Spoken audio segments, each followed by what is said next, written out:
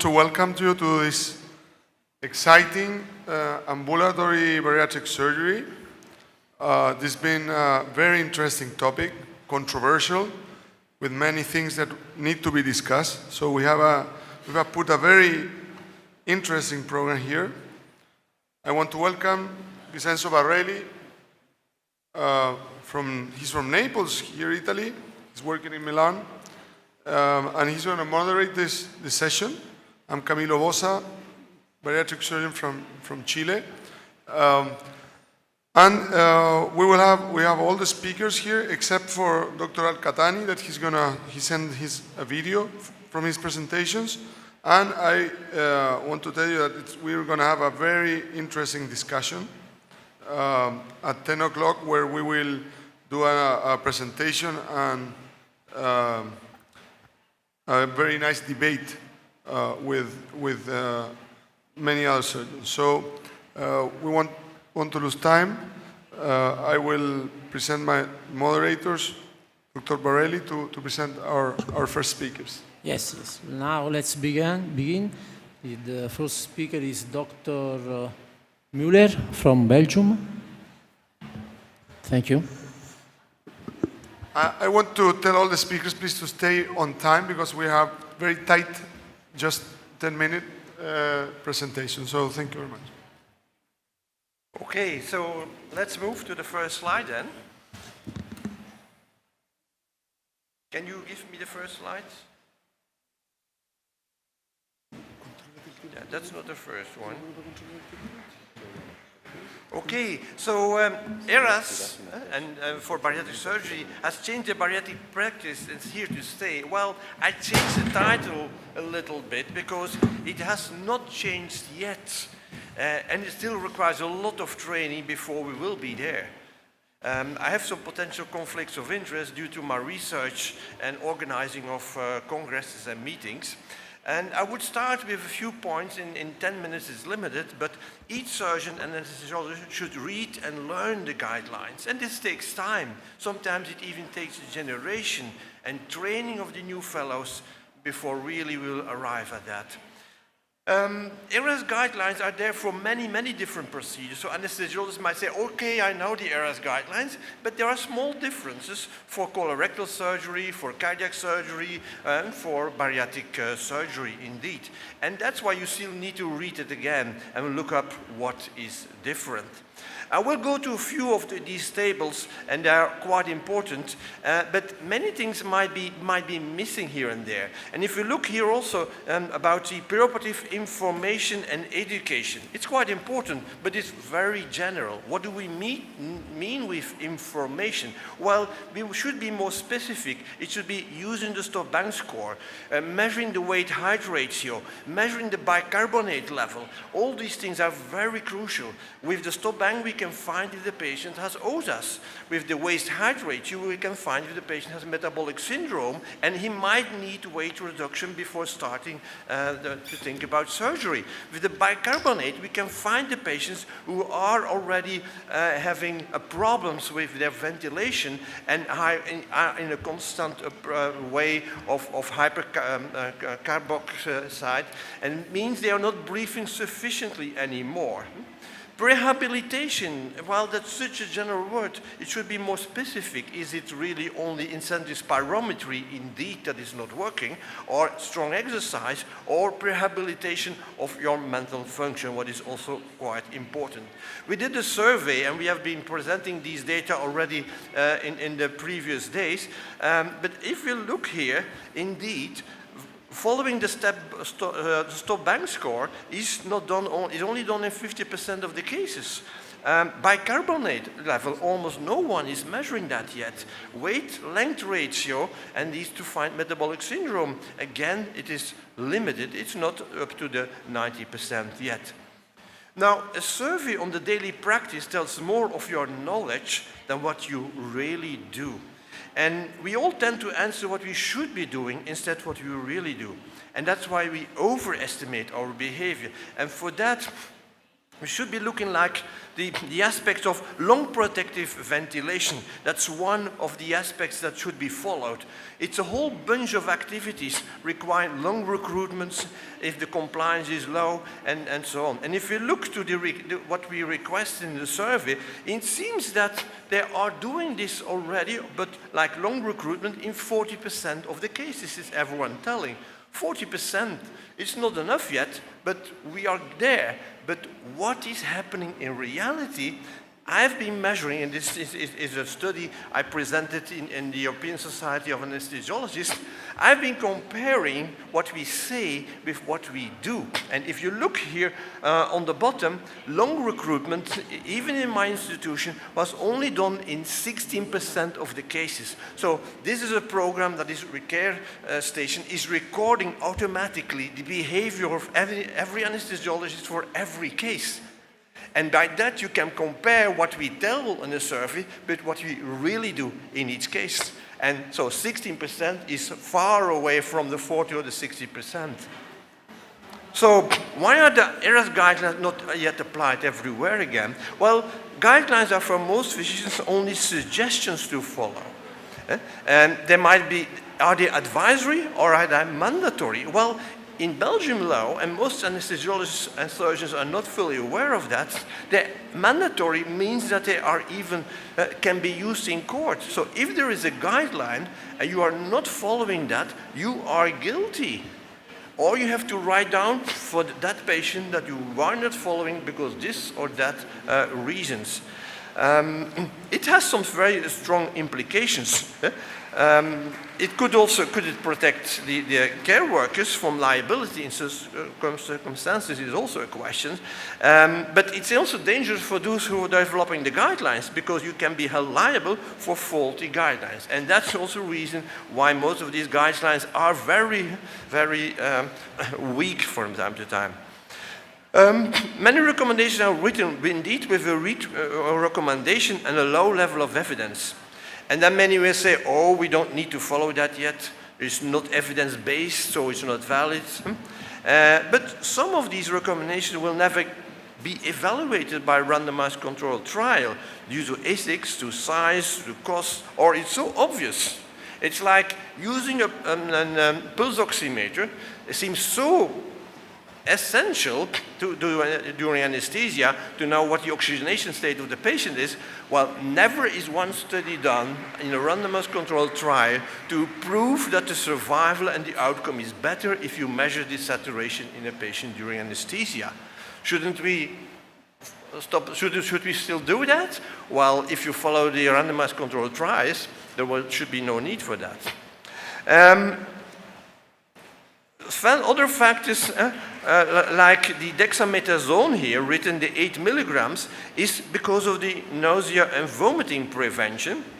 And indeed, that is quite important. Very important if you use opioids intraoperative, because all these patients might be nausea and vomiting after a sleeve gastrectomy or a bariatric procedure might be even very dangerous for inducing leaks on the last staple line. But they mention also the inflammatory reaction that might be suppressed. Actually, this is proven for laparoscopy in many studies, not yet in the bariatrics, but why should we repeat it if it's proven already? And for me, this is essential because if you have peritoneal inflammation reaction due to the high pressure in the abdomen, these patients would have shoulder pain because of the ischemia of the peritoneum covering the diaphragm.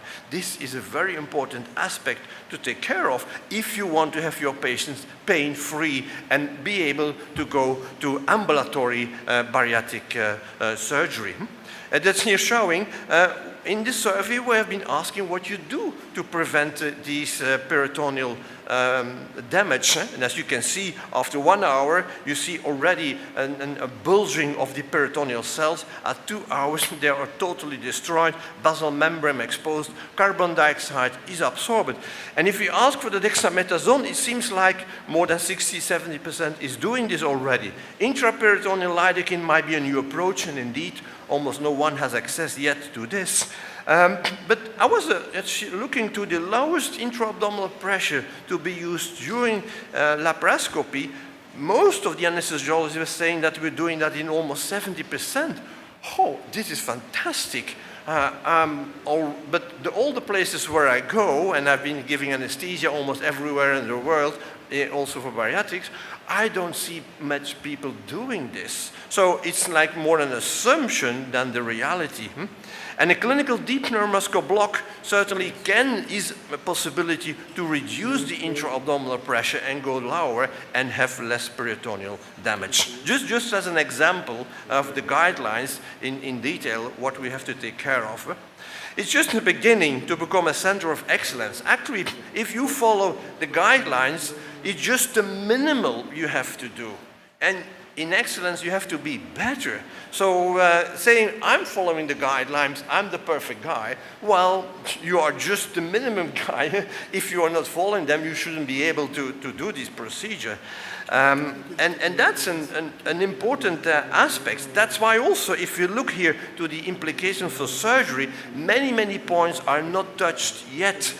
And I'm not a surgeon, I'm an anesthesiologist, although I see that there are many points in sleeve and gastric bypass, as two examples, where there are really strong details that you have to take care of to have a good outcome, to avoid obstruction, to avoid bleeding, like the blood pressure increase at the end of the procedure, to find the bleeding spots and put a simple clip on that, the perfusion verification in a revision procedure, and a good strong leak test. The same in anesthesia, and I see that my time is running out.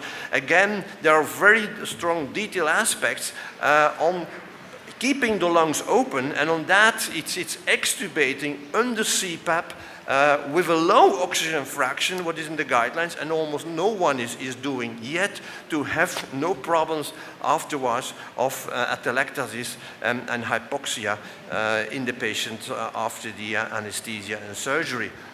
These are all more details, and therefore there are updates required.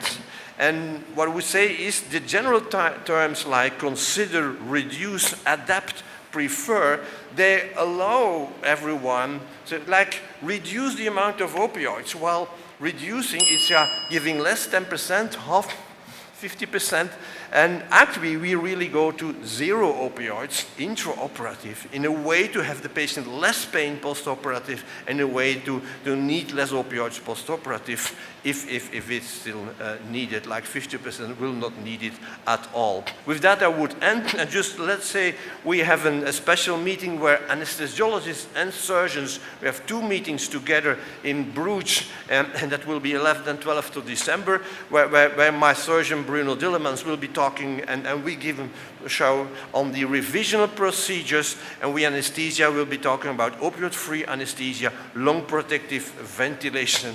And for those really interested, the next 2 days they can easily follow many cases in the OR, in reality, to see how these things are going on. Thank you. Thank you very much, John. I will open the discussion because we know that you have to, maybe you will have to leave.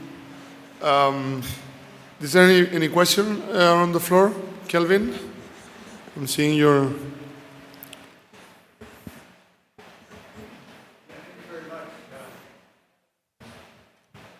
Thank you very much.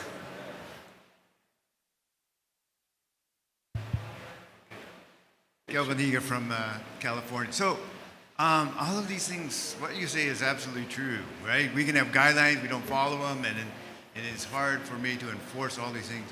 But for us, a big frustration is the variability in how the anesthesiologist handles the case that we don't even know. All we know is one anesthesiologist, the patients are great the next day, the next one, all of them are nauseous, right? And it's like, what's the difference? You know, do we have guidelines for anesthesiologists to follow? Because they're as frustrated as us. Well, it's a very important point, and that's why I started the European Society of Perioperative Care of the Obese Patients. I also refounded the International Society, the ISCOP, in America, just to be able to train the anesthesiologists. But the big problem is that we are a large group, we are also doing other procedures, and if there's too much variability and you're only coming 1 or 2 times a month in the bariatric operating theater, then there is not that strong impact on following the guidelines, studying them, and doing it. The ideal is to have someone in the group that focuses on bariatric anesthesia, that is following these meetings, coming like to Bruges or here to the IFSO, and can guide the other persons there around who are doing it. That's the only approach, and that's what I try to do also. So for me, every anesthesiologist in my department, I've also a large department, should be focused on cardiac, on children, on oncology procedures, more than 50% of the time. And if there are procedures running, and most of the time more than one room, there should be one who is really dedicated and another who is less dedicated, so he can ask what's the approach, what is the way to go. And I think that's the only way to go. Excuse me, following that same, what would be today, because what happens is that we can go back to our ORs and we will start yelling at the chief of anesthesiology and say, oh, you're not doing bariatric, or you're not doing a real ERAS protocol, because they always say, oh no, I'm very ERAS, I'm ERAS protocols, and then you say, well, are you really sparing opioids? Are you really doing all this stuff? So what would you say the 3 or the 5 or the 4 main topics we should overstress our teams to say, this has to be at least the minimum of things you should be doing differently for different other bariatric surgeries? Yeah, what we should absolutely is the B chair position. Never have the patient laying flat before, at the induction, during surgery, but that's what you also will do. But then also at the moment of the extubation and thereafter in the recovery. An obese patient laying flat, as a functional residual capacity is less, is breathing not good, and has a lot of trouble. So B chair is such a simple aspect, but it's important for the nurses and anesthesiologists. Everyone should be aware on that. It's an obese patient, B chair. That's message number 1. But I see there are other questions too, and maybe I'm getting too long. No, but just name them. Name them, okay. Just name 3 to go on. Yeah, great. And the other aspect is, well, the opioids. We are giving still too much opioids intraoperative. It might be difficult to go to 0, although you can do that, learn it, and go after that. Because the opioids in the obese patient, we induce OSAs and got a lot of trouble. And the third aspect is keep the lungs open. That's important. And extubate under CPAP with low oxygen fraction. Then you will not need oxygen afterwards. You will not even need a CPAP afterwards if you have kept the lungs open. And that's the most essential. 3 parts to just decide. Thank you very much. Oh. Okay. Essential to continue? Okay. So Thank you very much, John. Thank you. We'll have more discussions after, but he might be leaving, so.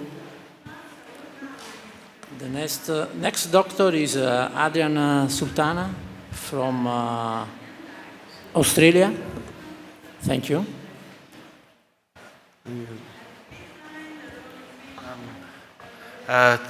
Thank you to the organizers for inviting me to take this extra session. I must say it's intellectually challenging to be in the same room as Professor Muller, let alone to follow him on the podium. My name is Adrian Sultana. I'm from Sydney, Australia. Bariatric anesthesia has been my passion for almost 25 years. I have no disclosures. Slide control? Oh, okay, perfect. Thank you.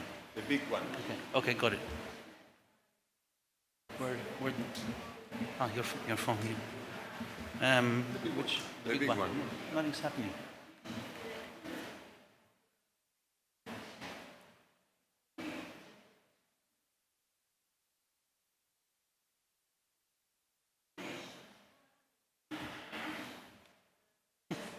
Maybe they're not on this.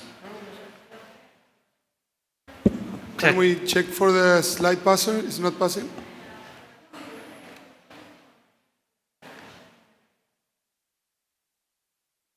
That's backwards. Okay. Forwards. They're checking. Okay. Okay, perfect. Okay, so that's working now. The big button, point it in any direction or just like that? Okay.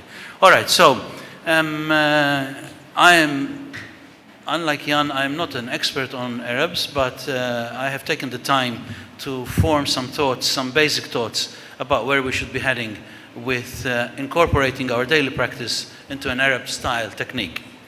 What does it mean? Enhanced recovery after bariatric surgery. And we'll be throwing around some catchphrases for this morning. It has to be multidisciplinary. It involves a lot of different teams.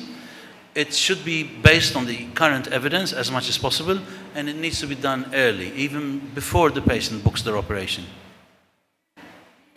So I guess it all started in bariatric with Anders Torell and his first review of Arabs. And again, we emphasize that it needs to be early, extensive. We touch on every aspect of the pathophysiology of the high-weight patients. We dip into the evidence base. We encompass all the phases of the perioperative journey from the very beginning to the patient going home. And that's why we're here today, to discuss how early we can send the patient home. It has to be multimodal pain management, multimodal anesthesia technique, multimodal rehabilitation and recovery techniques. And we need to enforce it with protocols. Coming back to the question that we just had recently, why does anesthetist A give an excellent anesthetic and anesthetist Z give a shit anesthetic? It has to be protocol driven. There has to be a chart in the operating room, on the smartphone, wherever, that says you must do this, A, B, C, D, E, every time, without any exceptions, unless there are obviously patient contraindications or allergies. We aim to enhance the, like we said, the intra and post-operative, intra and post-operative physiology or pathophysiology to optimize the patient's chances of an excellent recovery. With this, we can achieve better patient outcomes, which is our number one goal, less surgical and perioperative complications, so we look better, decreased length of hospital stay, so the bean counters are happy that we're making money for them, or at least saving money for them, rapid patient turnover, shorter operating room times, which everybody wants, and ultimately lower healthcare costs. Okay. So why isn't everybody doing it? Like we said, there are some socio-cultural reasons. Maybe the surgeon doesn't want it. I don't want anybody to tell me how to do the operation. The anesthesiologists don't want it. I've been doing this for 25 years. Why should I change it? The hospital won't fund the extra work involved in preparing the patient. Sometimes you get, with all due respect to our excellent colleagues, hardworking colleagues, the nurses might not want to change their practice. And finally, the patients might not want it. In some cultures, the hospital is regarded as an extra free hotel where you can get something back from your tax.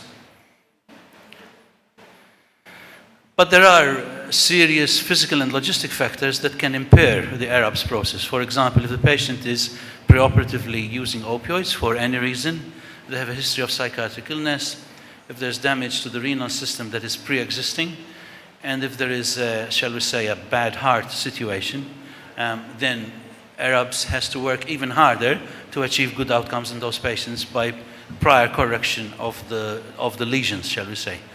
If you have a slow surgeon, I mean, some surgeons are slow but good, but the intrinsic increased duration of the case can put Arabs back 1 or 2 steps backwards.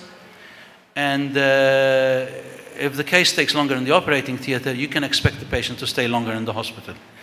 In the Johnson study that I'm quoting over here for sleeves, the readmission rate within 30 days, which is a common standard that is quoted in the context of Arabs, was 2.6%. My feeling is that anywhere approaching 1% would be excellent. And as we said, apart from the patient being suitable for the Arabs protocol, sometimes we are, shall we say, impaired, spooked, destroyed by ineffective leadership, poor engagement of the different members of staff, poor communication with the patient. Again, protocols are important. Use the internet, use modern technology to make sure that everybody, as they say, is on the same page. And there may be clinical variations. Occasionally you might get a patient that is outside the range. Might be an obese patient with myasthenia gravis, an obese patient with some congenital problem. And then again, like we said, everybody has to cooperate and obey the protocol. I mean, it's not that we want to bring back 1984, but protocols, we know, help patients.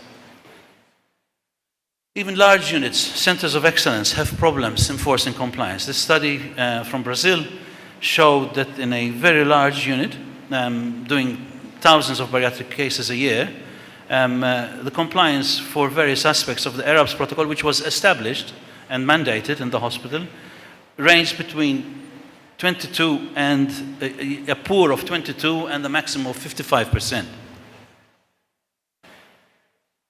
The anesthesiologist has a central role in the process of ARABS. Both in the preoperative preparation, we have special streams of anesthesiologists that have taken on the preoperative assessment of patients as their career path. We know, we understand physiology from the word go, even when we're young students. And we aim to premedicate not just the patient's brain these days, we premedicate the whole system, from head to toe. Premedicate the stomach, premedicate the cardiovascular system, premedicate the lungs, and so on and so forth. In the intraoperative management, we can tailor our technique towards pain prevention, nausea prevention, consider the technique of opioid-free, which is gaining momentum in its evidence base, and also consider recent advances as published in the anesthetic and the surgical literature. In particular, as always, when you're about to present a talk, something comes on, and with the internet, luckily these days we notice it, we don't have to wait for the journal to arrive in the post, that changes the game slightly. We've probably heard a lot during this conference about GLP-1 receptor agonists. Seems like everybody is on a GLP-1 receptor agonist before or after the operation. They have to have a little holiday from the GLP-1, otherwise they can have serious problems with gastric emptying. And there have been some case reports, particularly in the United States, of patients getting into trouble with lung aspiration. So the take-home message from this protocol that just came out from the American ASA this June is that for the weekly injections, skip that week that you're having the operation. For the tablets, as they are becoming available now, you need to skip at least 24 hours. And you may want to do some extra tests, such as gastric ultrasound, or broaden your fasting guidelines for these specific patients. Sorry, I just want to go back one. Can I go back one slide, please? So, again, the anesthetist is central in ARABS. We can tailor the fasting guidelines, supervise carbohydrate loading, make sure that the risk factors are under control at least, provide multimodal pain management, carefully organize the fluid management so that we don't overload the patient or dehydrate them, present the patient in a normothermic state to the PICU, make sure that they're being fed early, make sure they're getting out of bed. One of our Indian colleagues showed me a video of how he makes his BMI 60 and 70 patients perform Zumba before they leave the hospital, hence early mobilization. And use these protocols for the benefit of your patients. Make sure that everybody is collaborating and implementing your ARABS technique. I thank everybody for their attention, and I have a very short bibliography to recommend to you. Thank you very much.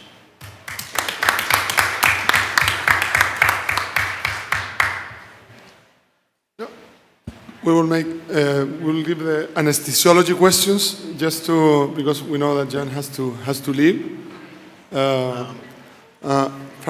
Camilo. Yes. Hello. Thanks for the last two presenters for their excellent presentations. I think from what we gather is guidelines have been out since 2016 and republished in 2022 by the IRAS Society. But yet when we conducted this survey, just a background, IFSO task force for ARABS is working right now. And we have some 25 members who are all part of the task force. We just conducted the survey. Some of the slides were actually coming from the survey which Ian had put together. So the thing is, they're right.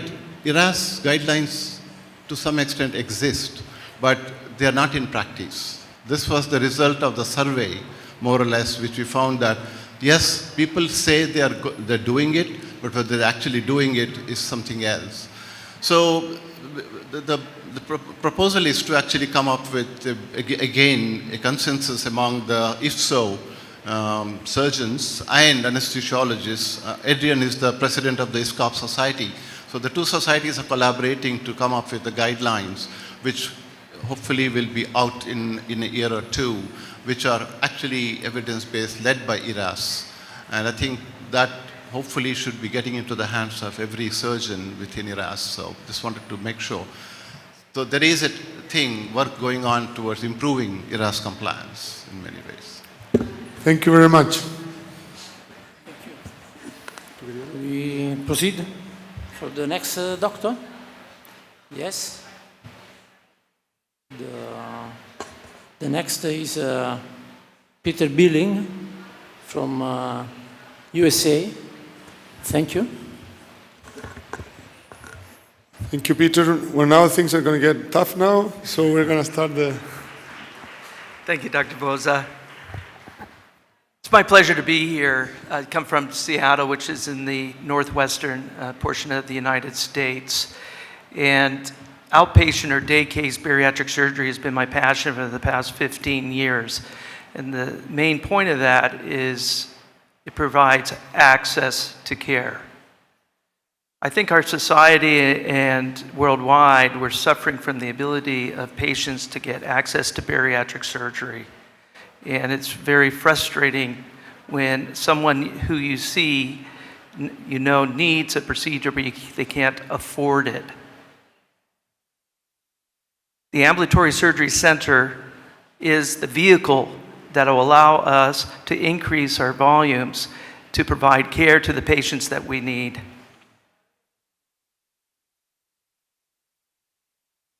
These are my disclosures. For me, it's personal. I would not have been able to do what I've done if I had a hospital-based practice. Frankly, there's too many regulatory things that prevent us from innovation. It's frustrating. This is a picture of my wife, 14 years now after gastric sleeve surgery that was done in our ASC by my partner. She had a BMI of 33. We have a big family. She had metabolic syndrome. She couldn't lose the weight despite everything that a normal person would do to try to lose the weight. It's durable and it works. The happiness in the individual is why we're here, is to help the individual patient before us. Therefore, we need to think outside the box. We need a new paradigm. What we're doing is not working, and it's very frustrating. And if you're not angry about it, you need to be. The pandemic has showed us what can happen in our institutions. Our programs got shut down. Day case bariatric surgery allowed us to continue. We have 8 bariatric surgeons at our center, at our hospital center. And our hospital was kind enough to continue to do bariatric surgery as long as the patients left the same day. I did my training at the Mayo Clinic, which I'm quite honored about. I spent 7 years there. I was going to be a transplant surgeon, and somehow I saw the light and decided to go into private practice, which I'm very grateful for. But it's where I learned about endocrine surgery and diabetes. And we're really endocrine surgeons, but it's metabolic surgeons. And the word bariatric, in my opinion, needs to go by the wayside. It's a horrible word. Same with obesity. You have these people that have a disease which we call obese, but no one wants to be called obese. I did the first day case sleeve gastrectomy in our surgery center in Seattle in 2008. And since then, we've done several thousand cases, including gastric bypass, revision cases, band to sleeve, high BMI, all the difficult cases that you would consider to be done in a hospital, we've done in the ASC. About 70% of all cases coming to us can be done in the ambulatory surgery center. It takes a team, and I really thank our anesthesia colleagues here today talking about the anesthesiologists, because there's too much variability in the OR on any given day for us to do our cases. It creates, in some days, chaos. And now with traveling nurses, it's even more difficult. These are the concerns. Number one, safety. And I think we need to put to rest the safety issues. Implementing these types of programs is not complicated. We're making it too complicated by saying all these things. Basically, there's just some rules or guidelines we should be following, and I'm going to lay those out in this talk. But each one of these topics I could talk 10 minutes on. I'm not going to. These are the benefits. I think the number one benefit is improved access to care. And if you're going to implement ARAMS or ARAS, you have to have correct messaging. That messaging starts in the clinic and goes through the whole continuity process of the pre-op, the surgery, the recovery room nurse, and when they go home. The expectation is the patient's going to go home the same day. And they typically do go home within 2 hours of surgery. There's a whole list of other benefits that improves access to care, but the other is the decrease in cost. This was my first paper, 2014, and Jaime Ponce was kind enough to call me up and encourage me to publish these, because the MBSA QIP was not going to basically allow or accredit outpatient centers without some data. And we submitted our raw data, and they kindly agreed that this was safe to do. This was the selection criteria. So people say, hey, which patients should be done in the surgery center? This is the original selection criteria that I'm glad to say is currently being used by a lot of protocols that are being developed today. It's just a reflection that what we came up with 14 years ago is still the right thing. The only thing we changed is weight. We dropped the weight down to 400 pounds. BMI is a poor indicator on how someone's going to do in the ASC. It just should be thrown out. Weight is a big issue because it depends on the equipment. And the SRC used equipment, but weight, but the MBSA QIP is using BMI. And we need to know, hey, what is the criteria that's most important? The rest of the things is just common sense. If you won't do a lap chole on someone heavy, you know, you're not going to do a sleeve. Heart and lung issues are the main concern. These were the outcomes of the first 250 consecutive cases that reported no mortality. We had 2 bleeds that were transferred on the day of, not intraoperatively, but the day of. And the readmission rate was 3%. And then the MBSA QIP came and separated between low and high acuity, which I think is fine. But again, there's the arbitrary BMI criteria if you want to go by BMI. And then we published a paper with 120 high acuity patients. This was done under an IRB. And really the readmission rate was a little higher. It was twice, but it had nothing to do with the place of service. It has to do with the health of the patients. These were high BMI. Our highest BMI patient is 72. The highest age is 72. Many of these were band to sleep conversions. Dr. Cottom and colleagues, we published a paper on over 3,000 day case procedures. This is a multi-center retrospective study showing the safety of day case sleeve gastrectomies. I published my own data back in 2019 of 2,500 cases done in our ambulatory surgery center. It's a one-room ASC, nothing fancy. If you came to see our center, you go, wow, you did all this here. And it's got to do with the team. You got the right team, you got the right people, the right messaging, you'll have good outcomes. Also has to do with the surgeon. ARAMS is where we have to go if we're going to change and improve things. So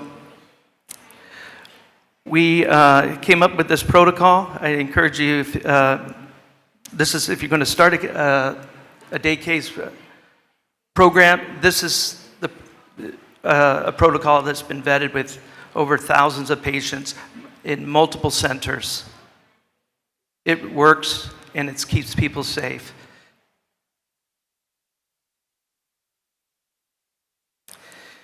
These are the other parts of the protocol. You got to set the patient expectations, minimal use of narcotics, 50 to 100 micrograms of fentanyl, IV fluids, 3 to 4 liters. Got to keep your operative times low. Don't do a bunch of other procedures at the same time. We separate our band to sleeve conversions, meaning that we take the band out, let the stomach rest, bring the patient back.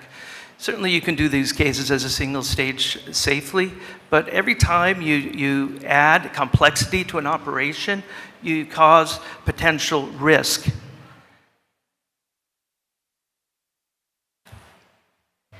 This is the anti-nausea protocol that we've used. Amend is a magic drug, a pretinent. One of the biggest issues that kept patients at the surgery center longer than they should was nausea. This was early on. And then once we instituted Amend on the day of, it resolved that problem. These are my conclusions. It's safe. It lowers cost, improves access. Medical tourism is a huge issue. We need to fix that. That's a issue that this society needs to address. 2/3 of bariatric surgery can be done same day. What's needed is an experienced surgeon, ARANS protocols, and appropriate patient selection. The surgeon needs to take the leadership role in this, and you have to control the environment. When you don't control the environment, you're going to affect patient care and safety. Thank you very much. Thank you very much, Peter. We're going to go all the presentations, and we're going to go with the debate because we have many, many things to discuss. So I want to present now Thomas Jacob. He's a surgeon from Buenos Aires, Argentina. He's going to present ambulatory surgery, not worth the risk and benefit. Thomas.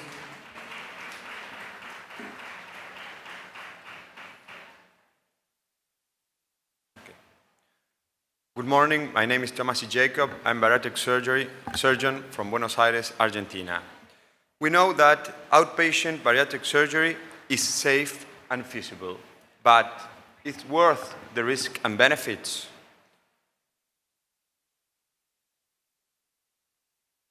I have nothing to disclose except the fact that I've been performing outpatient bariatric surgery for the last 5 years, since 2018, before the pandemics.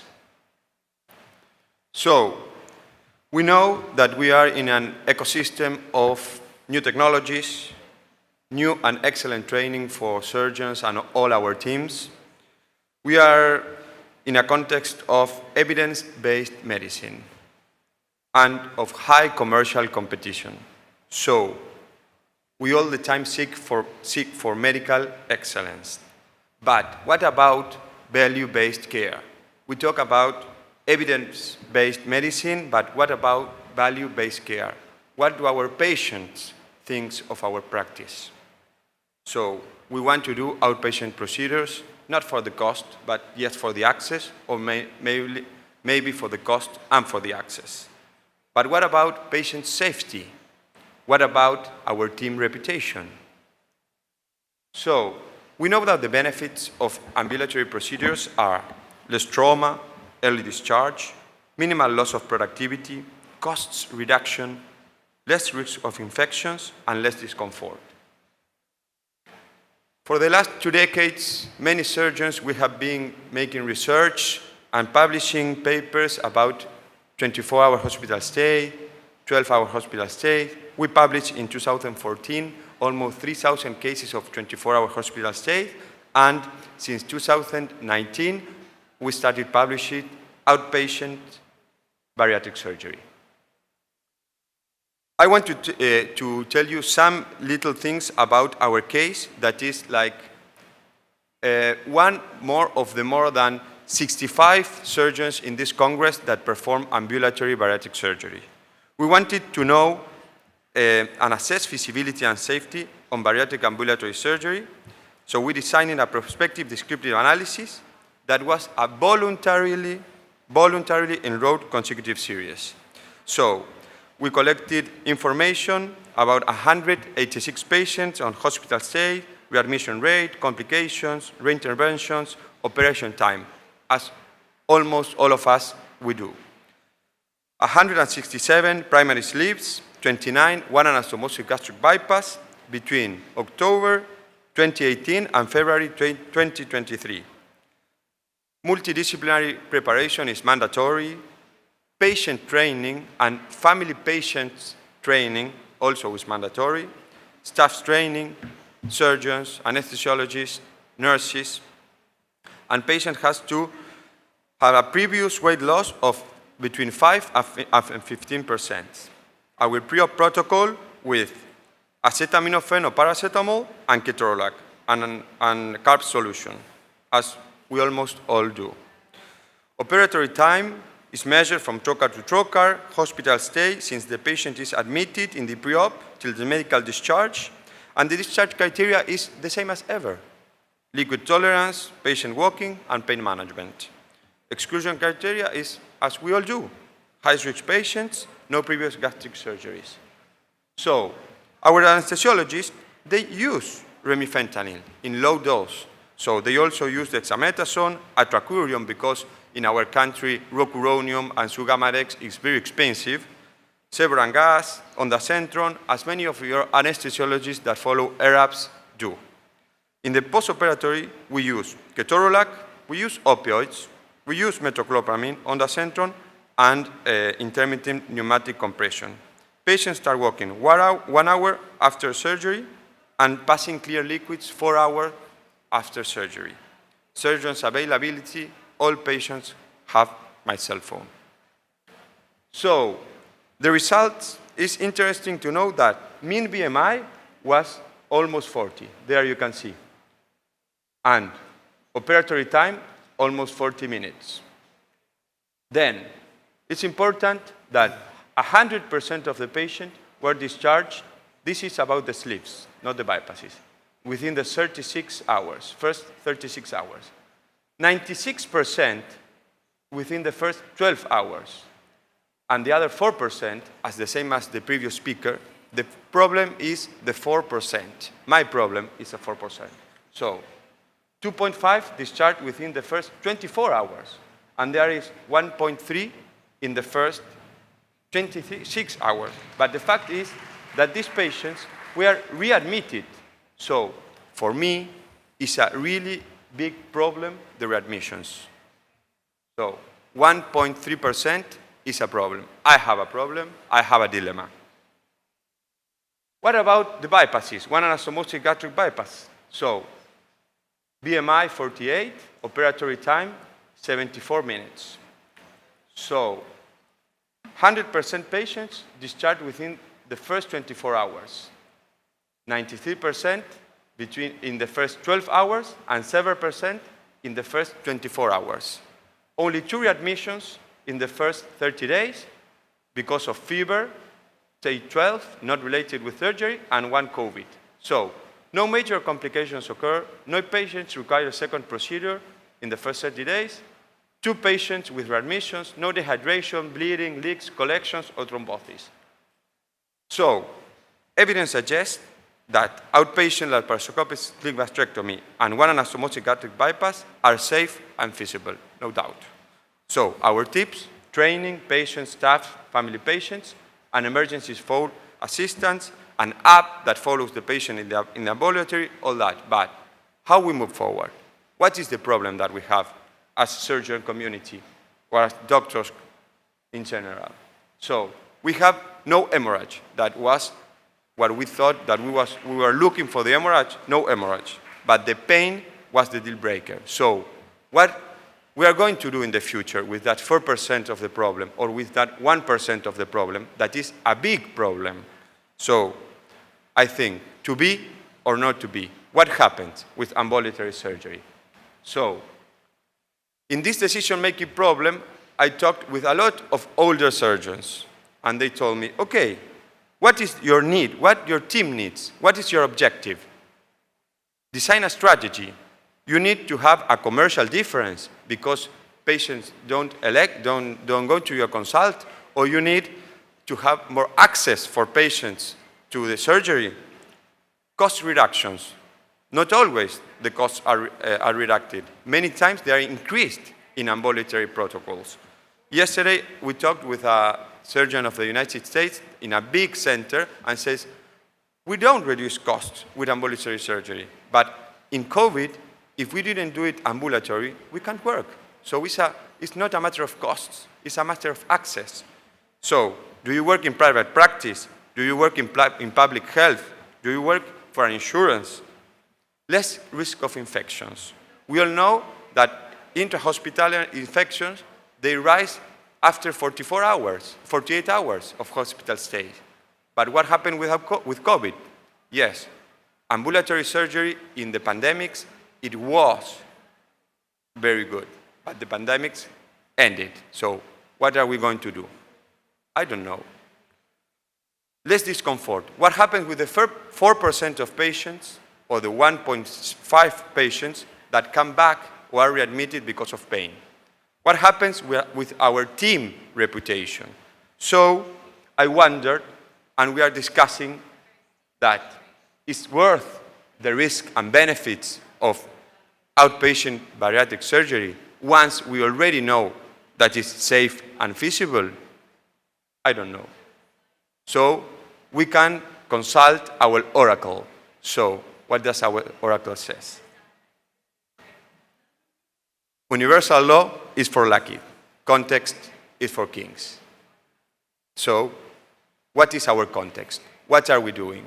What is our strategy? Thank you very much. Can I make a question? Only one question. At what time? Only one, because we will have the debate. The debate is going to be very, very nice. But At what time your operating room start in the morning? 7, 9, and 11. Okay. So you discharge the patient in night time. 8 hours after surgery. And the distance from the hospital to the patient, the distance is important? Yes, it's important. okay.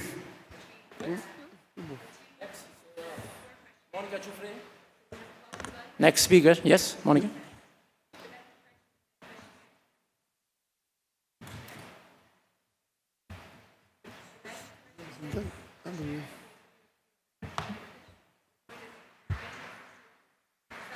We're going to present remote patient. Sorry, excuse. Yeah. Yeah. We're going to present remote patient monitoring, state of the art, and after we will have the recorded presentation of the video. So yes. yeah. Okay. Thank you. There isn't my. Okay. Thank you. Good morning, and thank you to Luigi Ingrisani. You have to speak very close to the microphone yes, because yes. the sound. Okay. Thank you. Okay. Sono? Okay. Okay. In the last few years, remote patient monitoring after bariatric surgery has increased for several reasons. Shorter hospital stay for increasing ambulatory surgery, reduce of the clinical capacity and resources for an overnight stay in the hospital during COVID pandemic, health care cost cuts, and improve dropout rate. I'm going to talk about in both early post-operative and long-term follow-up. In literature, early post-operative reported that remote patient monitoring is adopted in team that use Arab's protocol and with no more than 2 days of hospital stay. In this work, the authors, in order to provide early post-operative support, have reported the feasibility of post-operative home monitoring. Before leaving the hospital, patients received a device for checking the vital signs, information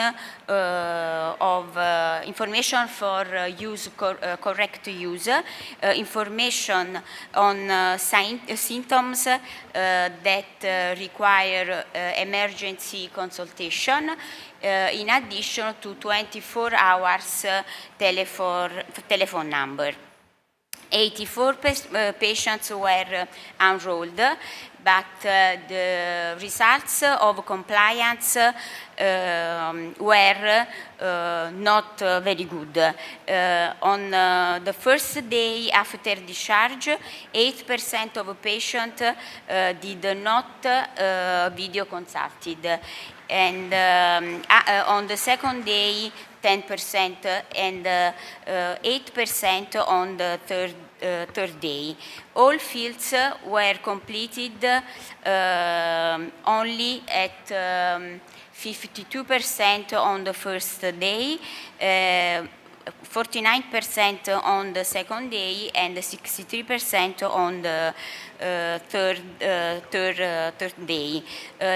This allowed 14 patients to visit emergency room, and for 7 of them were recognized complication. On the other hand, patients expressed high level of satisfaction regarding post-operative home monitoring. After one year, the same authors published a single-center prospective feasibility study in a selected group of 50 patients after gastric bypass. And inclusion criteria were a primary surgery, bariatric surgery, and BMI less than 50, while exclusion criteria were cardiovascular disease, CPAP therapy, insulin use, and a travel distance of more than 45 minutes from the hospital. Post-operative criteria for approval of same-day discharge were operation took before 11 o'clock with no complication, a minimum of 6 hours post-operative monitoring, and normal vital signs. 44 patients out of 50 were enrolled because 6 of them were not discharged on the same day. The compliance was very good, and is very good. The average of patients that fulfilled all requests was 90%. In this work, the authors reported that also after laparoscopic sleeve gastrectomy, the use of connected devices allowed a safe post-operative at home. They enrolled 100 patients 100 patients, and similar point to previous work were considered.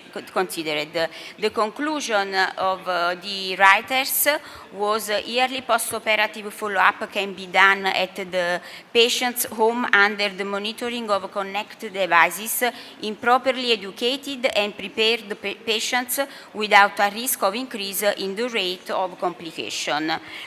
We know that follow-up in bariatric surgery is critical, and dropout is highly reported in literature.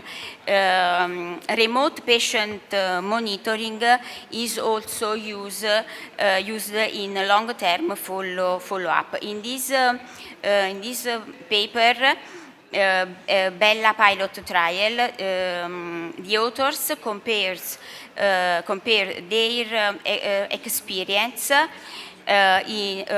with a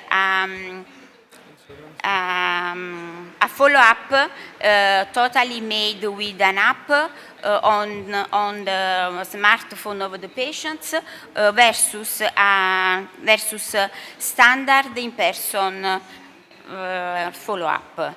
The conclusions of the work was that post-operative follow-up using a mobile application is feasible, and the data results in terms of complication rates, weight loss, and etc.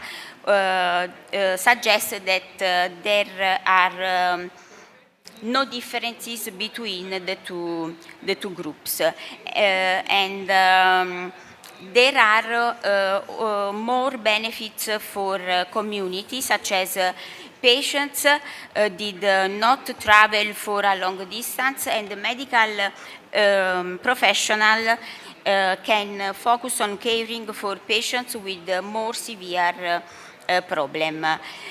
Finally, in this work, the authors conducted a research on PubMed to identify applicable studies which was published in February 2018. They used a combination of terms for to identify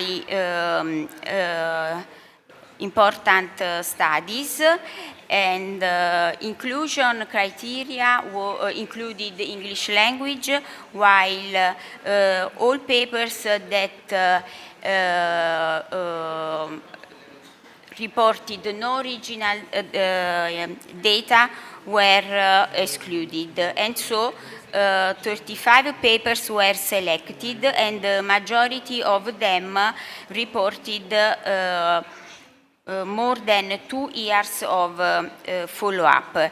Conclusions of this paper was good feasibility and acceptability with the patients, but it is too soon to say if using remote assessments increase the rate of follow-up. My conclusions are that at the time, use of remote patient monitoring in early post-operative is feasible, reliable, no differences in complications, economic for patients and the community, with large satisfaction, but it is recommended in selected patients. For long-term follow-up, use of devices is feasible, comfortable, reduce costs, similar results in terms of weight loss, but we need more studies to know if the dropout rate is reduced. I have been working in bariatric surgery for more than 20 years, and I suggest to use WhatsApp WhatsApp to speak with patients, as in my center a lot of patients live far away from the hospital, and they use WhatsApp for questions, hematomas or phlebitis, or if yogurt is okay during liquid diet, is good the size of pasta, if they can smoke, but the real question is when is the time for the sex. Thank you very much. Thank you. Okay, next. We will have time for discussions. Now it's time at the for debate.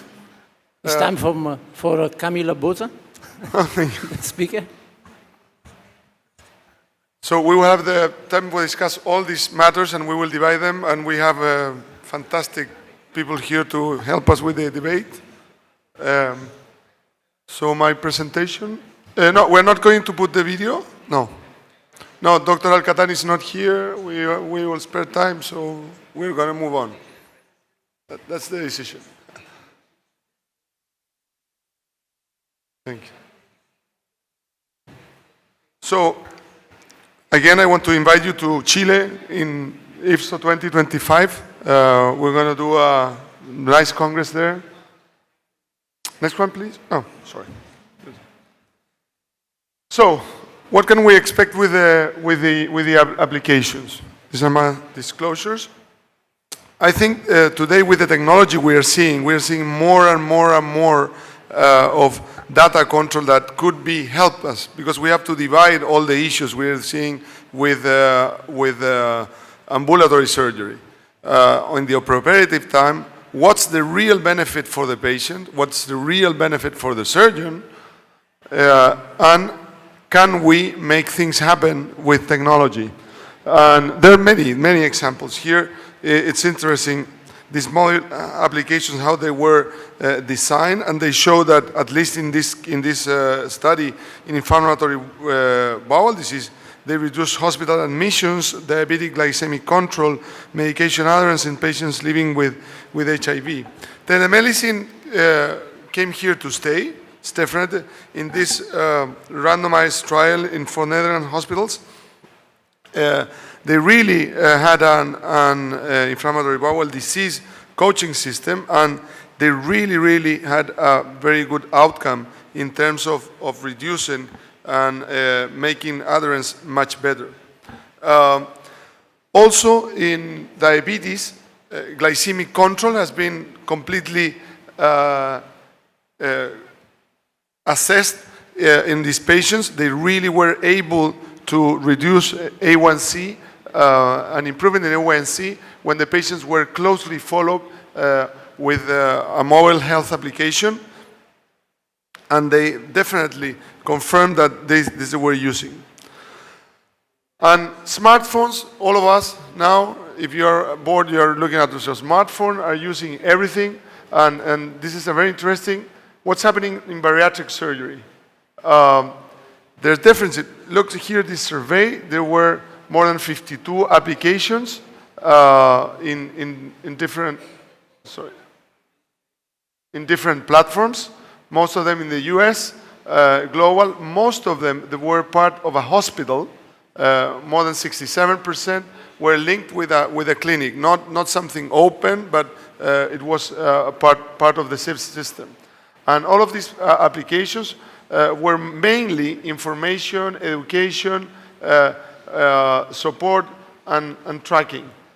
And if we see all of these applications, many of them had a good MAPI in their design. They had all the support, they had all the information, and the silver score system is how is the content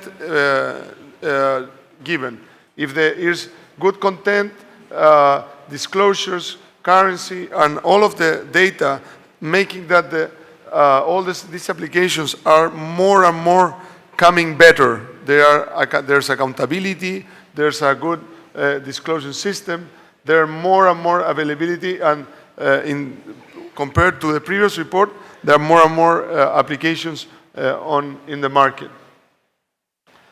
In these patients, the impact of mobile applications to support the home recovery. In this thing, with the applications, they were able to avoid phone calls to a hospital, reduce emergency visit to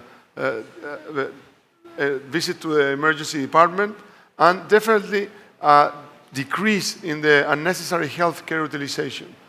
94.8% of the patients reported that they would recommend the concept.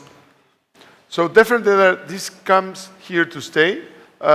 In the study, the mobile health applications, they were able to enhance the, oh no, I wanted to show the, oh, but no worry.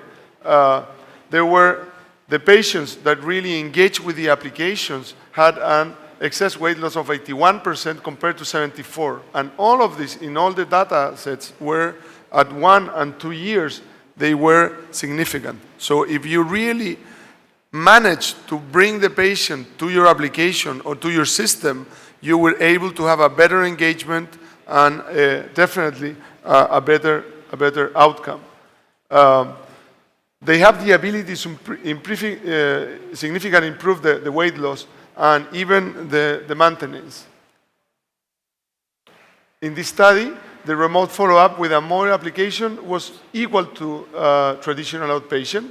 And in this study, the idea was to at least there was no difference. So doing remote control, doing these follow-ups can be at least as good as would have been doing with our patients at the same time. And the good thing is that we improve a lot the possibility to have the patient in contact.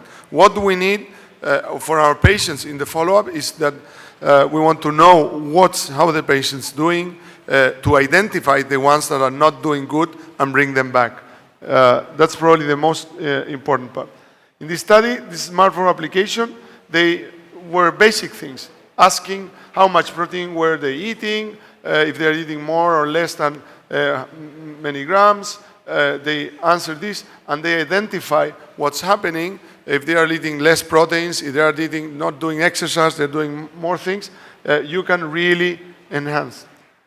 In this study, the benchmarks were satisfaction, efficiency, and all of these scores were totally complied in bariatric patients. So in the usability of these applications, they confirmed that they were applicable. When I've been starting, I've been using applications for a while now, but when I came to my hospital and they were trying to introduce this, if you're going to introduce applications in the hip replacement program, you're going to have a tough time, because all of these patients are probably over 75, 80 years compared to our bariatric populations that tend to be much younger. And patient flow applications. This is what we are working now. The patient comes to your office. They fill a QR code. They fill everything. So by the time the patient is before getting into your office, you already have all the information. So you look your applications, so you get in, and you have these patients before in the room. You have BMI, you have a comorbidity, you have all the things. You can scan very fast, and you can tell the patients. From there, you make a decision. Okay, I'm going to do a sleeve gastrectomy, and by the time you press the button, the patient already has in his phone the orders, the recipes, and all the things that they have to be done. And then, thanks to artificial intelligence, you can put on the patient with all the things. You put the program, my sleeve gastrectomy program, in your phone. So the patient has all things when they is coming to get his test, for instance, to do an endoscopy. Okay, he already has the endoscopy there. Or even if you are discharging the patient, you can do it remotely. He's going to receive all the prescriptions. Even if you are not in the hospital, you can talk to your patient and send them the prescriptions and discuss all the things about surgery. And this is what's going to happen now. And probably the bariatric patients is the best patients to do this. So I would say that these follow-up applications are definitely going to stay here. There are a lot of usability in all the things, increasing interaction and communication with the team. And imagine now artificial intelligence. We're going to have all this data tracking. Is the patient interacting? If it's not interacting, maybe he's doing not well. Maybe he has a complication. Maybe we need to follow up these patients. So with the data and what's happening, we're going to have probably more and more things about this. And my final goal now, because I'm working in IFSO with registries, is that if we can put a bug on our patients to track them, all of what's happening, we are going to see what are real results after bariatric surgery. Thank you very much, and we will go now to the discussion.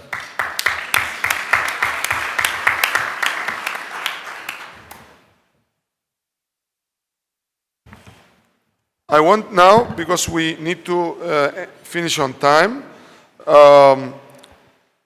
we will have this big debate. I want to invite to the podium here Jaime Ponce, Rami Lutfi, Mufasal Lakdawala, Thomas Jacob is going to stay here. Dr. Borrelli, stay here also, yeah. And I want debates, okay?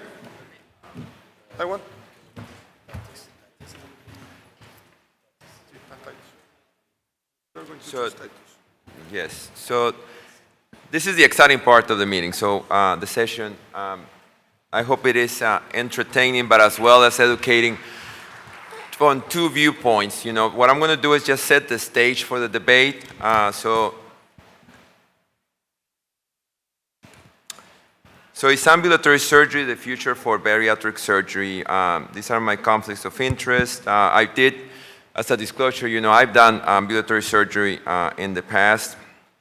I'm just going to give you a little snapshot of what's happening in the United States in regards to ambulatory surgery centers, because the two debaters are based in the United States, and then we're going to have Rami from Chicago and Titus Duncan from Atlanta. And so in the MBSAQIP, there is an application for ambulatory surgery centers, and centers have to submit the data. And besides meeting all these requirements of having a data collector and submit all the data, it is required, amazingly enough, that they only have to do 25 cases a year. So this is important. So the volume doesn't have to be high. But this is probably the most important thing, the patient selection criteria. You would think that the patient selection criteria is the most important thing because you wanted safety on patient selection. But look at this criteria. Pretty much any adult patient less than 65 years old, pretty much any BMI less than 55 and 60, male and female. And the most important thing is that they don't have a significant cardiac or pulmonary problems or being on an organ transplant list. So they're excluding the very, very sick patients. But the other thing is pretty much what Peter Billing said. You know, you pretty much can determine as a surgeon which is the candidates that you wanted to do or not.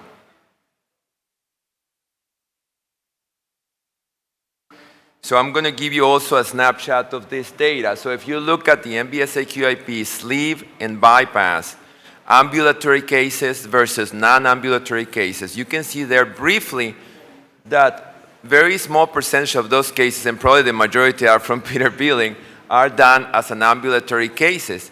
But look at the demographics. They're sicker patients, the ones that are inpatients, and there's less sicker patients, the ones that go to the outpatient. Now look at the outcomes. Outcomes on ambulatory cases, major complications, 30-day complications, no difference. 30-day mortality, no difference. 30-day readmission, no difference. This is MBSAQIP, so that means that the surgery centers that are accredited, they're selecting the patients well to not have any problems. Now, setting that stage, what I wanted to introduce to you here, the debaters, for and in favor of ambulatory surgery to be the future of bariatric surgery. Status Duncan, he is a surgeon that I know him for a long time, used to be in the leadership of the SMBS. He has a fabulous surgery center that I had the opportunity to visit. He does everything and he will tell you everything about it. And Rami Lutfi from Chicago, which is not working this thing.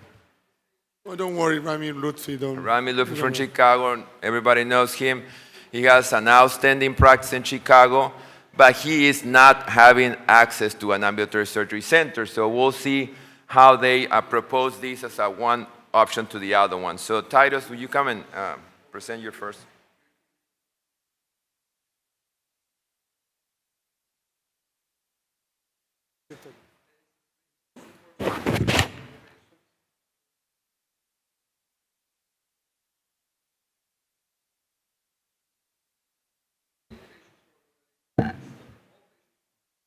Good morning.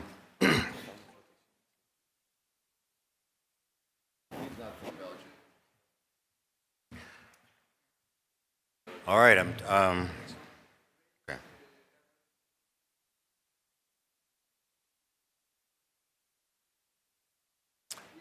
Dr. Duncan from Titus Duncan from Atlanta, Georgia. I'm pleased to be invited here to speak before you guys for a very controversial topic. Hope to make it less controversial because I know that the speaker following me is going to chastise me as he chastises a lot of people. Well, we just deal with it. So the question is, outpatient bariatric surgery, why do it? Is it necessary? That's the question I get almost every time I'm presenting this particular topic. Unfortunately, I don't have any disclosures. I'd like to change that at some point in time. But the question is, again, outpatient bariatric surgery, can it be done? Well, let me quickly go through the things, the papers that are done by Peter Billing, by Kent Sass, by Todd McCarthy. All these are pioneers who first began long before I did. I mean, Todd McCarthy started back in 2005. Peter Billing started back in 2006. And I've been going on for the past 20 years as well. But all these papers are basically showing, and there are dozens and dozens more, that show one common theme, and that is that bariatric surgery can be done on an outpatient basis, and it can be done safely. So this was the laparoscopic sleeve gastrectomy as a day case surgery. This was a recent study. And then we've gone to Peter Billings, as he previously mentioned, 2,534 cases in the single freestanding ambulatory surgery center. And then we had Dan Cottom, myself, Peter Billing, and a bunch of other people across the country, across the world, have done an outpatient gastric bypass surgery, and we did a retrospective study of 3,162 patients of sleeve gastrectomies, and we showed that indeed sleeve gastrectomies and, well, that was it? Okay. Well, let me get, so I only had a couple of minutes, but anyway, basically, let me just get to the point here. Bariatric surgeries have been looked at for a long period of time and said that they were not something that we needed to do. I even started doing laparoscopic gastric bypass surgery, and that's one of those things that basically people poo-pooed. And so, as a matter of fact, what do surgeons think about bariatric surgery? Well, we got rotten eggs and tomatoes thrown at us on the podium. So the question is, can it be done? I just showed you materials so that it can be done. But the question is, should it be done? And so, why do it? Well, for the most part, the things have already been mentioned. The lower risk of hospitalizations, the faster recovery, the reduced problems associated with hospital, deep venous thrombosis, wrong medications or medication allergies, enhanced patient experience. One of the top reasons that I do the operation is primarily because the patients love the fact that they spend their time in a familiar environment with familiar people, and they're not waking during the night every 15 minutes. So reduce disruption to daily lives, family commitments and things of that nature, make it much more comfortable. And the one thing we have to have as far as good recovery is good sleep and good decreased amount of our stress. The last but not least is cost efficiency. The reason I do it is not because of cost alone. We know that the amount of resources that takes in order to do bariatric surgery are quite a few. Those resources need to be allocated where they're needed. Bariatric surgery in select patients, when it can be done safely, as we mentioned, on an outpatient basis, can indeed use those allocated expenses somewhere else. And that's what we basically are going to show you. I'm going to quickly go through these things. What are the physicians, what are the surgeons afraid of? Well, they all tell us the same thing: the lack of monitoring, the complications that occur, and the lack of immediate access to life-saving personnel. The complications: leak, bowel obstruction, bleeding, and then these complications including death. Now, do these risks that we just mentioned, are they enhanced recoveries, or are these benefits? Do they outweigh these things here? The bleeding, the leak, the obstruction, and death? Well, basically, let me just kind of show you this particular graph here. When these complications occur, and that's the reason we started doing this procedure, is if you look in this column where it says days to complication, if you look up down the row, 90% of the complications occur when the patients are at home anyway. Only bleeding occurs within one and a half days. So the patients are at home, all right? So for the most part, this is a study, again, done by the MBSA QIP from 2017 to 2018, and it encompassed 316,000 patients. So the complications don't occur on the first day or the second day. And then the higher cost. One of my passions, and I'm going to end with this, one of my passions is to provide access to those people who need it the most, but who can't afford it. We do 3% of our surgeries free of charge on a yearly basis. And then we actually lower our rates. And so our rates are significantly cheaper. So we're talking about access, not all about cost. We're talking about access to the people that need it the most, the lower income, the people that are in the underserved communities that need it the most. And so basically, that's where my passion is. So I'm going to finish up here. So these are the selection criteria. Nothing unusual about that. They were developed a long time ago. So our conclusions are this: outpatient bariatric surgery reduces the risk of these infections, no question about it. Patients are familiar in a familiar environment, and it enhances emotional well-being, which is extremely important for recovery.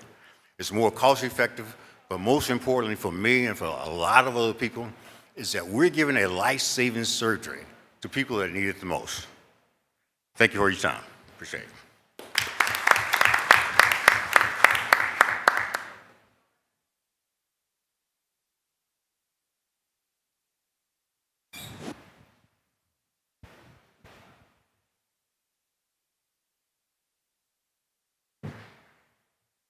Can we, here we go. 90% of patients will have their complication more than 1.5 days afterwards. You just don't want to be the 10%. So I'm going to talk about the 10%, not the 90%. But before that, I want to congratulate really Peter and Tim and Camilo put me on the spot here. It's very hard to argue. You guys do incredible work, incredible reputation. I'm just going to try to find a way to say the opposite. I'm saying potentially bad idea. I'm going to tell you why this is not moving.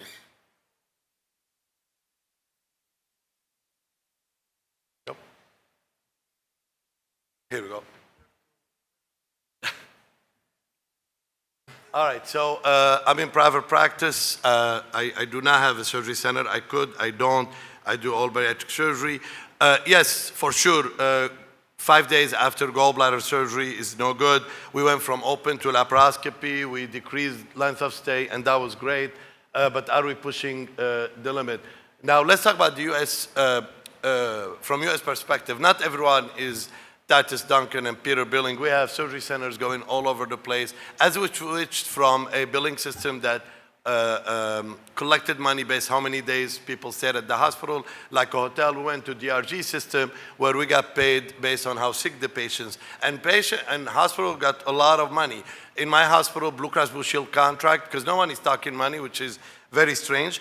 In my hospital in Chicago, Blue Cross Blue Shield contract for a sleeve gastrectomy is $28,000. Of those, I make $1,800. So if I build a surgery center and I can take that $30,000 home, that will be pretty good. Now, if I do 10 of these per day, it'll be really, really good. And then I can hang IV fluids and get those apps that Camilo said, the return on investment. It's all a game of return on investment. That's all it is to it. Now, Kanye West's mom, a rapper in Chicago, died after cosmetic surgery, died in a surgery center. I'm very connected in Chicago environment. That was all over the place. And that was not the fault of a surgery center at all. She actually died from cardiac complication. But everyone in the world started talking about it. And this is this huge thing from plastic surgeon in Ohio, talking about cosmetic surgery done in a surgery center. We're under the microscope. But sometimes also there are problems. I don't know about you all, but I do have complications. And I have many of them. Maybe I'm not a very good surgeon, appropriate enough for a surgery center. But this is one of my junior partners called me at 2 o'clock in the morning. This patient was a 10% titus, and this patient did not have the tachycardia and all this stuff.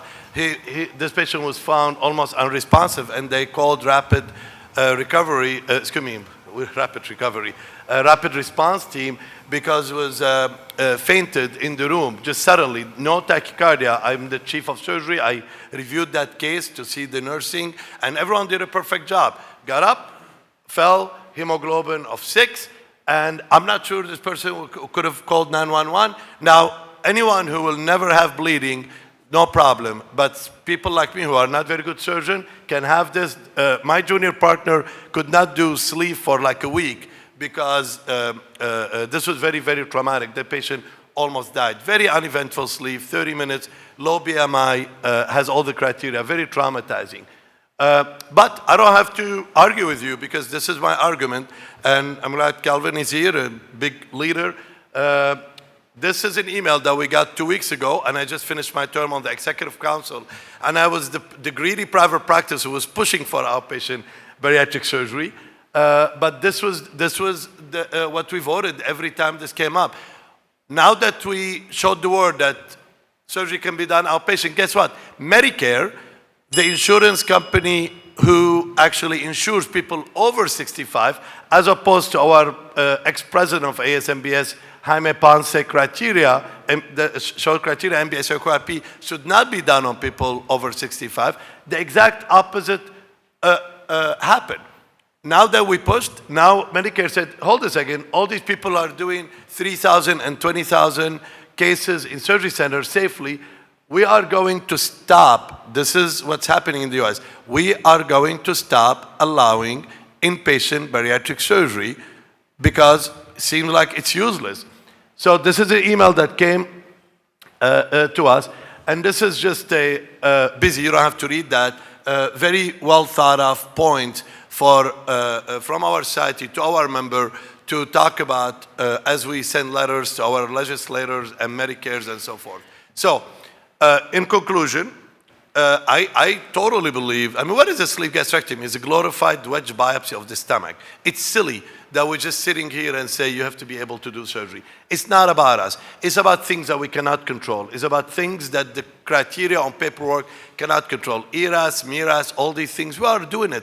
It's just normal now. We know it's better for the patient. But now, policymakers are watching very carefully. And the $30,000 is no longer going to be there because that's an easy surgery. They are going to eliminate the code that people like Calvin and all our presidents worked so hard to get for operation like sleeve and others. And that's all it is to it. It's simple. I win.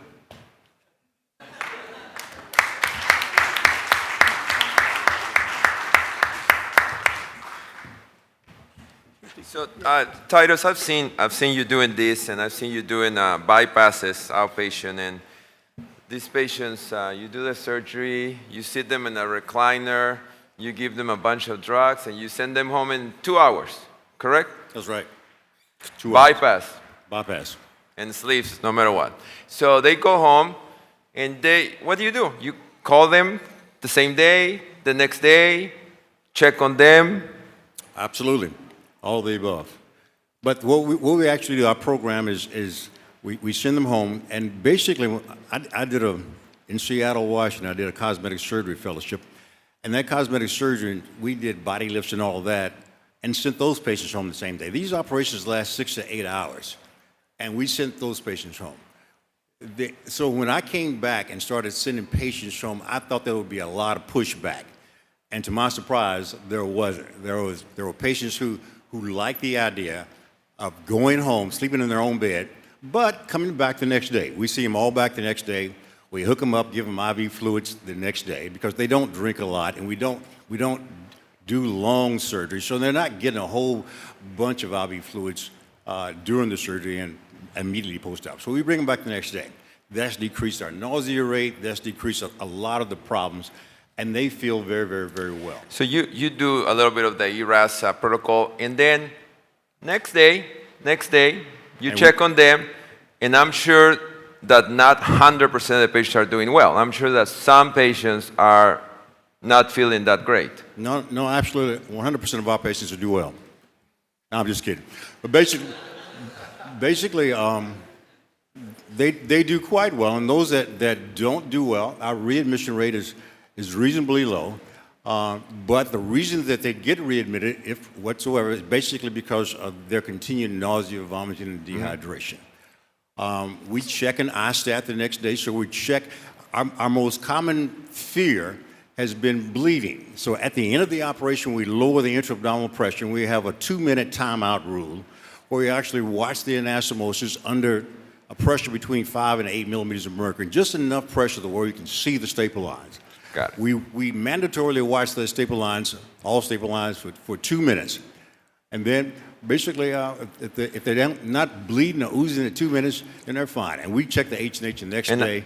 And I'm going to get to my point. So you check all that in the OR, you send them home, you check on them, you check the next day. Some patients will need to come back for IV fluids. All of them.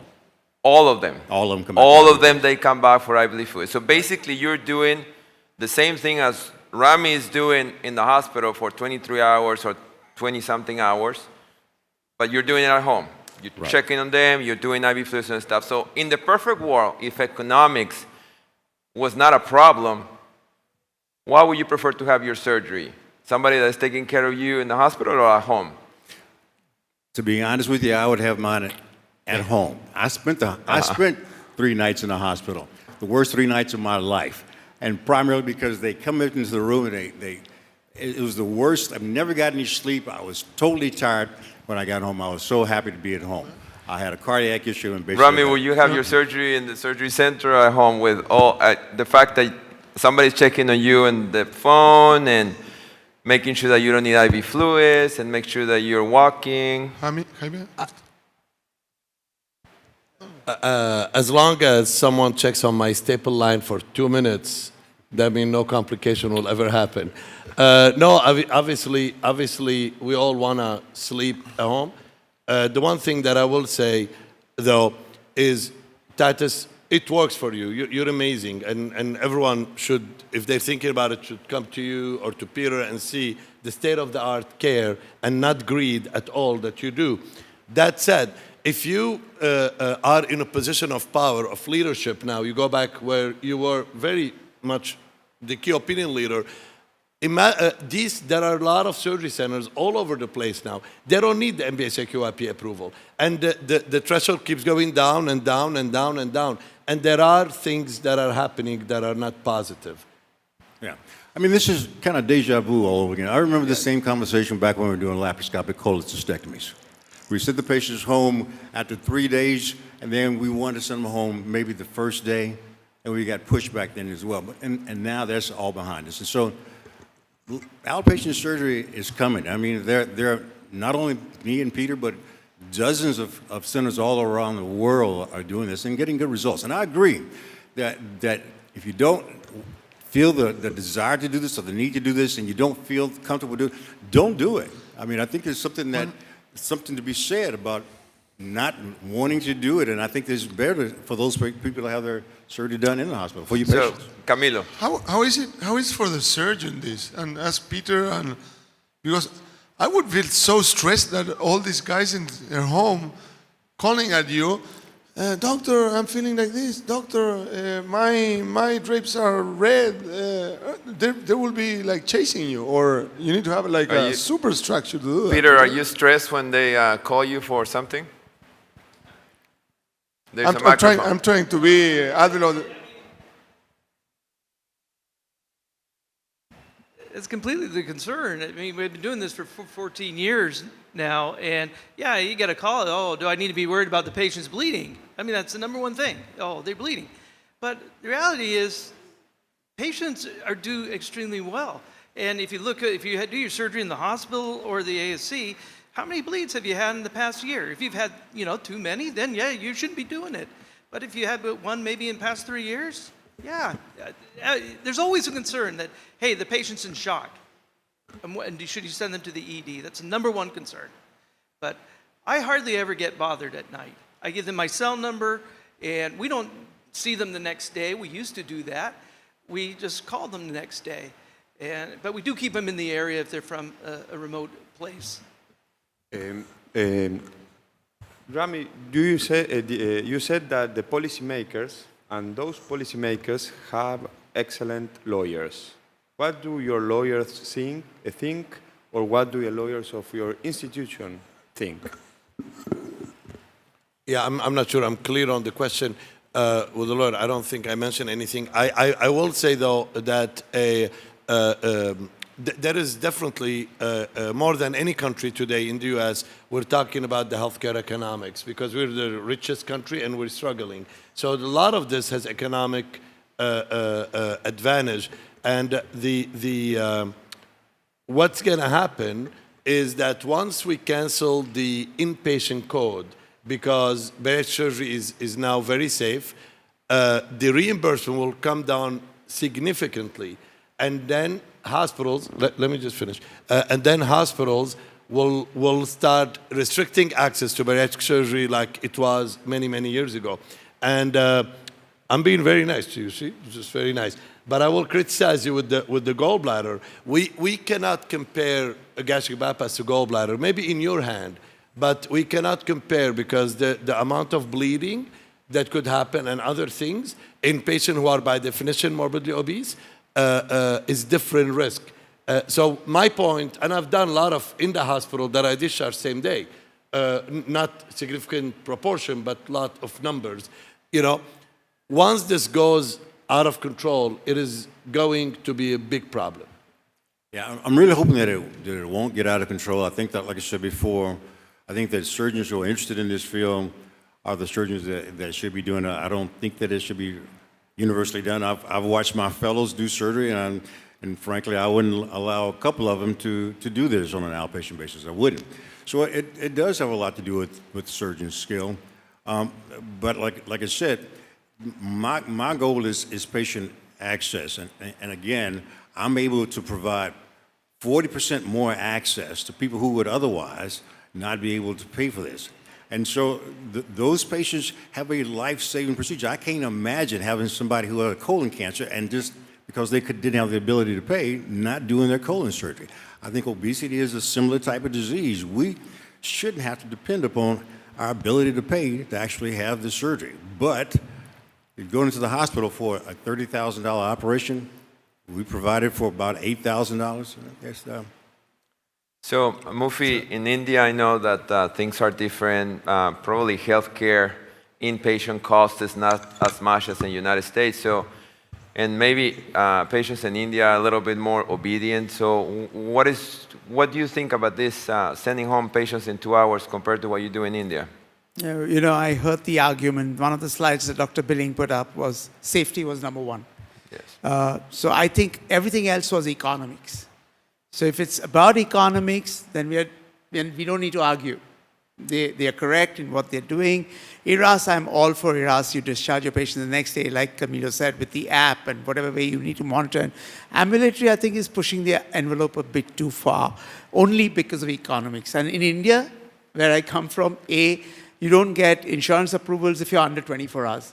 So luckily, I think luxury comes in India, probably the advance comes in America. We happen to be lucky surgeons to have that luxury of keeping our patients at least for 24 hours. The other thing I said is a good night's sleep for the surgeon. I think Camilo is completely correct in saying that you don't want the call saying there's my dressing plasters looking slightly soaked. What do I do? So I think when it comes to economics, we are arguing the same thing. But when it comes outside economics, I think I'm completely with what Rami's saying. Even if you look at the staple line for 3 minutes, forget 2 minutes, you're still going to get the kind of bleeds that Rami did see in his patients, because you're going to get hypertensive patients, you're going to get reactionary bleeds in the post-op period, and that happens for half an hour, 1 hour post-op. So I think we should be careful when we push the envelope too far for ambulatory care. In expert hands like yours and Dr. Billings, it will work, but one day it might not work, and that in America, which is a litigant country, I think you have to be careful. Yeah, thanks. So, and with that, well, go ahead and take a question. I was going to be respectful on time because at 11 we have the presidential address. For your presentations. I'm a French surgeon, Antoine Sina. I've been doing ambulatory bariatric surgery since almost 7 years. We passed from the ERAS, which started since 15 years ago.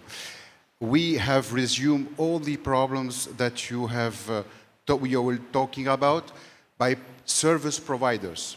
So I do real ambulatory surgery in France. It's this one-day surgery. It's not like in other countries, ambulatory 24 hours. And the service, I mean, it's home care, it's nurses and practitioners that come to the place of the patient who has to be less than 45 minutes of length of distance, yeah, thank you, from the hospital. We have a permanence, of course, and we don't need to get them back next day for the fluid because they are hydrated at home since the same night. So I do almost every day 3 bariatric surgery in the morning until 11 o'clock. This is the deal with the anesthetist to discharge them in the evening. And I'm around 60, I will publish soon the trick, 67% of ambulatory surgery. All is not feasible. And I heard about the presentations at the beginning, about the pneumoperitoneum. You didn't emphasize lots on the pneumoperitoneum. I do the surgery with 8 pneumoperitoneum. I noticed a big difference in the pain in the evening between 12 and 8. And it's in common accord with the anesthetist because they have to, and that's it. And we can do lots of ambulatory surgery if we can make the service providers at home with the patients. They are with acupuncture, with pain, antalgics, and anti-nausea, anti-vomiting, and it's going to pass. The problem is the hemorrhage. The hemorrhage, if you cannot get it, correct, and the leak, they are tachycardia, they have the fever, and they call back. I mean, I got 0% mortality since. So I think it's evidence, and then we're going to close this. I think it's evidence that it can be done. The biggest word that I can tell you is what all my colleagues say: safety. Stay safe. It's not for everybody, but if you know your outcomes and you're safe, you know, it probably can be done. But it's going to require some care at home that you need to have that availability.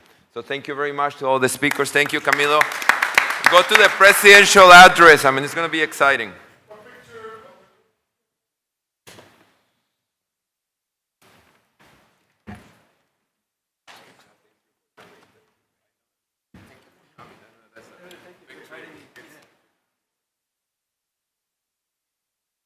No, we have to squeeze. No, the long pictures are useless. They don't fit in social media. It's